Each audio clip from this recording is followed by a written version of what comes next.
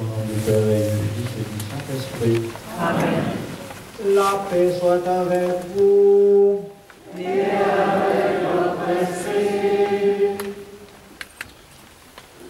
Frères et sœurs bien-aimés, à l'occasion de ce 70e anniversaire des événements de l'île Bouchard, on a choisi cette phrase si belle: je donnerai du bonheur dans les familles. Donc je vous en souhaite beaucoup, dans chacune de vos familles. Le 15 août, c'est un jour de très grand bonheur pour la grande famille de l'Église.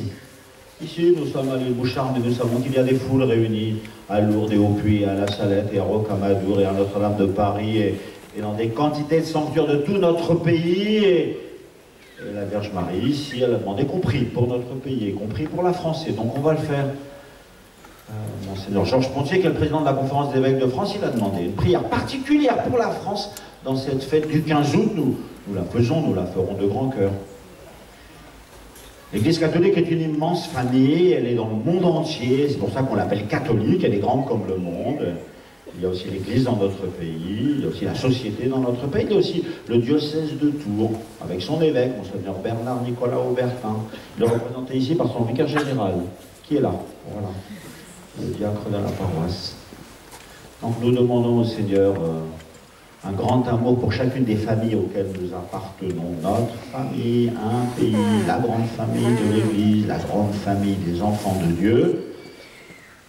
Et avec beaucoup d'humilité, nous nous tournons vers le Père, qui est la source de toute miséricorde.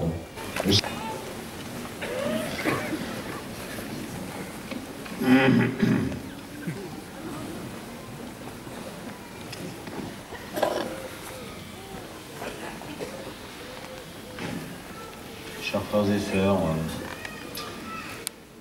le 15 août, c'est une grande joie pour notre famille, n'est-ce pas? Dans une famille, il y a la maison, on va à la maison, on va se retrouver à la maison. Il y a aussi la maison de nos cousins, de nos parents, de notre cousine Elisabeth. Vous avez tous une cousine Elisabeth. Et ici, on voit d'abord, dans la première lecture, s'ouvrir la grande maison, la vraie maison. La maison de Dieu, celle où Jésus est allé nous préparer une place. Celle où nous sommes attendus. Celle où nous voulons que tous les enfants de Dieu puissent entrer, car Dieu veut que tous les hommes soient sauvés. Et c'est cela qui nous est décrit dans la première lecture, ou qui est médité par saint Paul dans la seconde. Vous avez entendu, dans le ciel s'ouvre la porte au sanctuaire de cette maison, et l'arche d'alliance apparaît. Ah, l'arche d'alliance, c'est un des noms de la Sainte Vierge. Arche d'alliance, elle porte l'alliance du monde entier, l'alliance nouvelle et éternelle. C'est une femme, elle a le soleil pour manteau, elle a la lune sous les pieds, une couronne de 12 étoiles. Elle est là, magnifique, splendide. Dieu lui a préparé une place, dit le livre de l'Apocalypse. Et Jésus, après, saint Paul nous explique. Ça, c'est la suite de Jésus ressuscité. Vous savez bien quel est le centre de la foi, dit-il dans la deuxième lecture, c'est que le Christ est ressuscité d'entre les morts. Si je vous demande quel est le centre du credo, vous dites, ah, le troisième jour, il a ressuscité des morts, évidemment. Parfois, cependant, on a l'impression que c'est quelque chose d'extraordinaire qui est arrivé à Jésus. Et on dit, après sa mort et sa mise au tombeau, il est ressuscité le troisième jour. Il ne faut pas oublier qu'à la fin du credo, il y a « J'attends la résurrection de la chair et la vue du monde à venir, moi aussi. Ce que Dieu a donné à son Fils unique, il va vous le donner à vous tous, vous savez bien. C'est pour ça que Jésus est parti. Les apôtres n'étaient pas contents d'ailleurs. Il faut que tu restes avec nous, que tu restaures la royauté en Israël parce que tu es le plus fort. Comme si Jésus était venu sur terre pour des raisons politiques. Il vaut mieux pour vous que je parte, leur dit-il. Mais eux, ils pensent le contraire. Il vaudrait mieux que tu restes. Il vaut mieux pour vous que je parte. Je ne vous abandonne pas. Je suis avec vous tous les jours jusqu'à la fin du monde. Et j'irai vous préparer une place. C'est lui qui a raison, évidemment. Et ce qui est très beau, justement, dans la fête de l'Assomption, c'est pour ça que c'est vraiment une grande fête pour toute la famille, c'est que le centre du credo, il est ressuscité le troisième jour. On a compris que ça nous concerne. Et que c'est vrai pour nous tous. J'attends la résurrection de la chair et la vie du monde à venir. Et j'en suis sûr, justement parce qu'il a déjà fait ce cadeau à sa mère, à la Vierge Marie. Personne ne sera jaloux quand même qu'il fasse un tel cadeau à sa maman. Normal. Et donc lui, qui est entré victorieux de la mort dans le royaume, avec sa chair et son sang, avec toute sa vie, avec un corps ressuscité et glorieux, qui reste pour nous un immense mystère, mais une vérité majeure, essentielle. Eh bien, ce cadeau qu'il a reçu de Dieu, ce cadeau qui est la victoire de la vie, nous est promis à tous. Et on peut dire qu'on en a presque une preuve avec l'Assomption. La joie de la fête de l'Assomption, c'est, je vous promets que c'est vrai. Et que ce qui est arrivé à Jésus, ça sera vrai pour vous tous. La preuve, c'est que j'ai déjà fait ce cadeau à ma maman. Et donc, je vous le promets pour vous tous. C'est très beau de voir justement cette importance, cette beauté familiale de la fête de l'Assomption. On a l'impression qu'on est tous heureux, tous concernés, et que cette promesse, au fait, le mot promesse, vous savez comment ça se dit dans l'Évangile? Ça se dit évangile, comme si à la place du V, vous mettez un petit P. C'est le même mot. La grande nouvelle, la bonne nouvelle, le véritable évangile, c'est que la promesse, le désir, inscrit au plus profond de vos cœurs depuis toujours sur la beauté de la vie et sa merveille, ben, je vous promets que c'est vrai, voilà. Et lui-même, il l'a réalisé. Et l'évangile, c'est la réalisation de la promesse. Et voilà donc comment ces lectures aujourd'hui nous ouvrent la porte de cette maison immense, dans laquelle toute la grande famille des enfants de Dieu est attendue avec une grande affection, une grande attention. Mais en même temps, comme vous savez, la famille, c'est quelque chose de très concret, d'un enfant qui vient de naître, d'une grossesse qui arrive, d'un événement qui survient dans votre propre vie. Et c'est ça peut-être qui est magnifique dans les lectures que nous avons aujourd'hui, c'est que elle, à l'intérieur de sa famille, elle dit, mais c'est pas possible ce qui vient de m'arriver. Comment ça se fait qu'il a fait attention à moi? Est-ce que c'est vraiment vrai ce qu'il m'a dit, l'ange? On se souvient de cet épisode de l'Annonciation et du trouble profond. Elle fut toute bouleversée, la Vierge Marie. Elle ne comprenait pas ce que l'ange lui disait. Elle se met à lui poser une question. Mais comment cela se fera-t-il? Parce que moi, je suis vierge. Et elle reçoit une réponse qui l'éclaire pas du tout d'ailleurs. Il sera grand, il sera appelé fils du Très-Haut, son règne n'aura pas de fin. Voilà une explication pour elle. Elle est perdue, la pauvre, devant un tel événement, bouleversée. Finalement, la seule chose concrète qu'elle a entendue, c'est sa cousine. Ta cousine Élisabeth, ta parente Élisabeth, tu sais, eh ben elle, on l'appelle la femme stérile, eh ben elle en est déjà à son 6e mois. Là, au moins, on peut comprendre, parce que le 6e mois, c'est un ventre qui s'arrondit, c'est quelqu'un qui commence à devenir une maman qui se prépare à cette naissance, et c'est tellement bouleversant, alors qu'elle n'avait pas d'enfant, que c'est un couple âgé, stérile. Et Marie part aussitôt. Moi, souvent, on m'a dit, Marie, elle est partie pour aider sa vieille cousine qui ne savait pas comment on allait s'y prendre pour une maternité. Mais Marie, elle ne connaissait rien non plus, c'était une jeune fille vierge, donc elle n'allait pas tellement l'aider. Je pense qu'elle est partie parce qu'elle était bouleversée, et parce qu'elle disait, il m'arrive un événement auquel je ne comprends rien du tout, et le seul signe qu'on m'a donné pour m'y repérer un peu et comprendre, c'est elle. Alors elle part aussitôt, avec empressement, nous dit l'Évangile. Elle se rendit avec empressement vers la région montagneuse dans une ville de Juda, et elle entra dans la maison de Zacharie, elle saluait Élisabeth. Ça aussi, c'est un bonheur dans nos familles. Avoir quelqu'un dans ma famille à qui je peux parler, à qui je peux dire un truc qui m'embête, à qui je peux demander une explication pour quelque chose que je ne comprends pas, comme un éclaircissement. Même entre les apôtres, ça arrive. Cette semaine, dans une des lectures, pour un des jours de la semaine, on voyait Philippe qui va voir André en lui disant, il y a des gens qui veulent voir Jésus, qu'est-ce qu'on fait, comment on s'y prend? Et à ce moment-là, ils vont voir Jésus ensemble. On voit les apôtres qui s'entraident. Dans une fratrie aussi, on voit un petit frère ou une petite sœur qui demande à son grand frère, à sa grande sœur, des grandes sœurs qui sont comme des demi-mamans, et à l'intérieur d'une famille, il y a aussi les parents, puis les grands-parents, puis les autres. Et s'il y a sa vieille parente Élisabeth, et elle a besoin d'elle, voilà. J'ai besoin des autres. Le bonheur dans une famille, c'est que nous avons besoin les uns des autres, que nous pouvons nous aider, nous pouvons nous entraider. Alors cette conversation, c'est un bijou, évidemment. Elle entra dans la maison de Zacharie et elle salua Élisabeth. Oh là, je suis en colère contre l'Évangile, parce qu'il ne nous dit pas les mots de la salutation de la Vierge Marie. On aimerait bien savoir comment elle va raconter ce qui venait de lui arriver à l'Annonciation. En revanche, on a un très beau cadeau, qui est ce que lui dit Élisabeth. Alors ça, c'est très beau, évidemment. Élisabeth laisse exploser sa joie. Bouleversement pour Marie. Comment ai-je cette joie que la mère de mon Seigneur vient jusqu'à moi? Donc non seulement c'est vrai qu'elle est enceinte, et qu'elle en est à son 6e mois, mais c'est vrai que moi aussi je le suis. La mère de mon Seigneur, le bébé que j'ai dans mon ventre, c'est le Seigneur d'Élisabeth.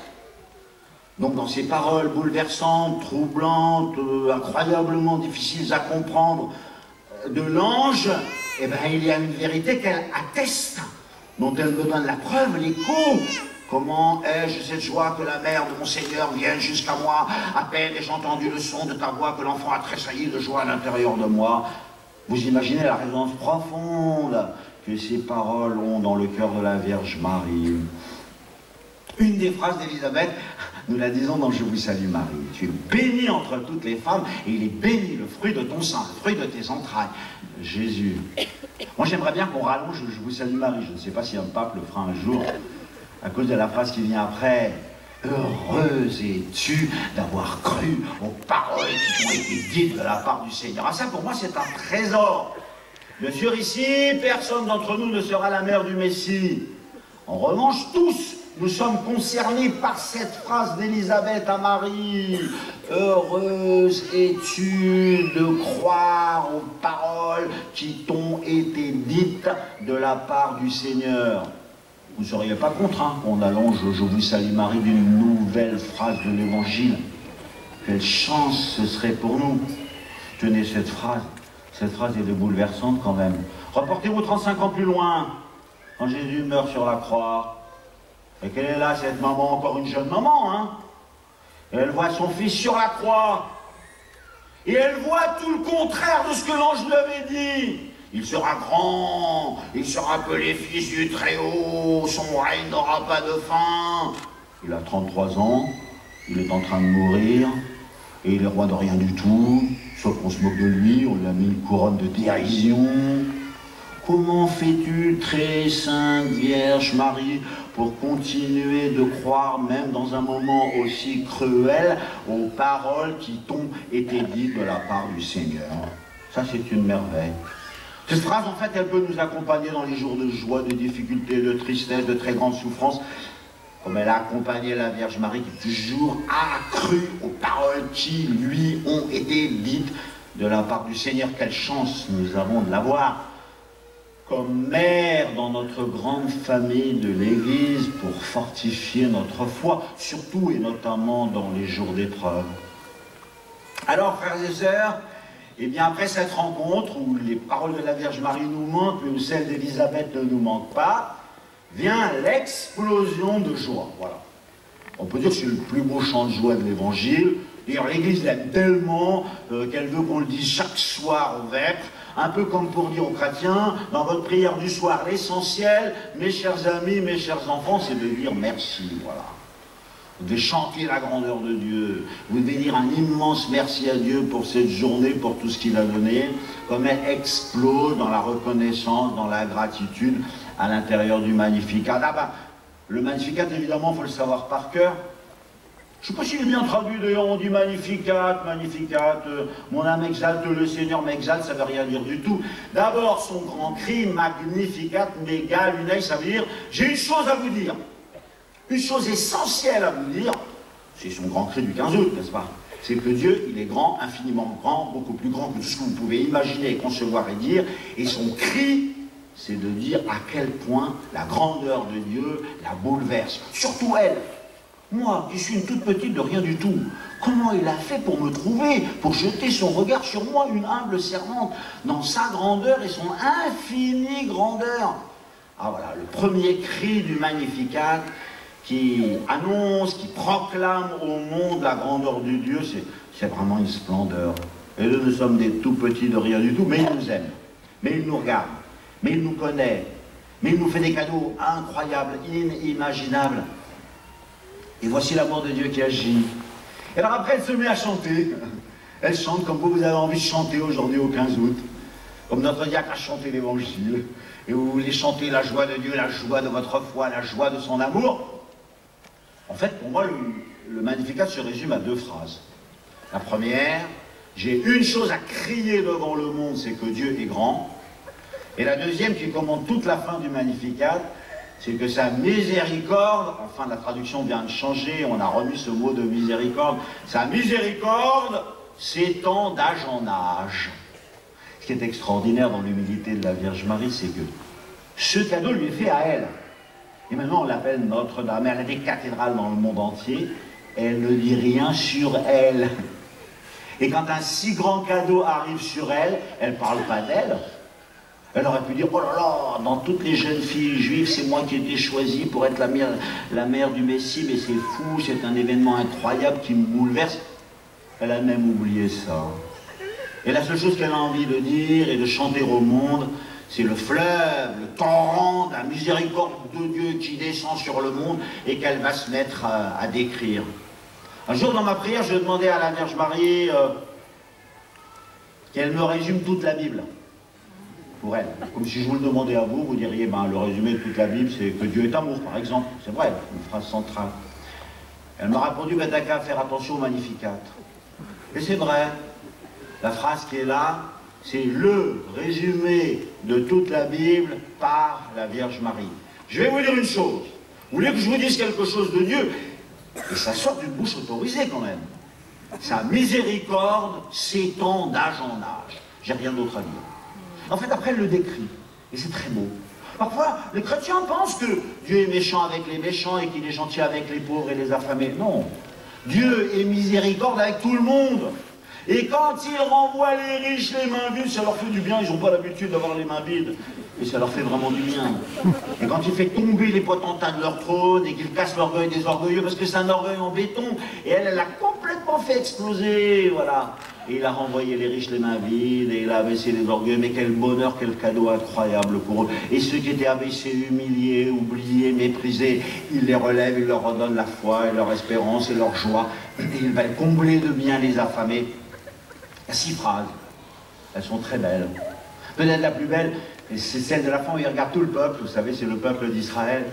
Et il dit, ah ben, avec Israël, c'est-à-dire nous, hein. Il a quand même du mal, le bon Dieu. Il a du mal avec son garçon, vous voyez, c'est ça que ça veut dire.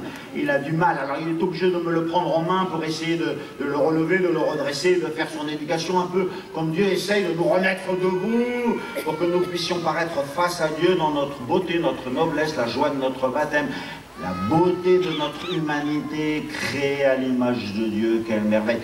C'est le combat de Dieu dans nos vies, pour nous redonner notre dignité, pour nous redonner notre beauté, mais c'est la joie de toute la famille. Alors frères et sœurs, dans cette fête de l'Assomption, voilà ce que je souhaite à chacune et à chacun d'entre vous.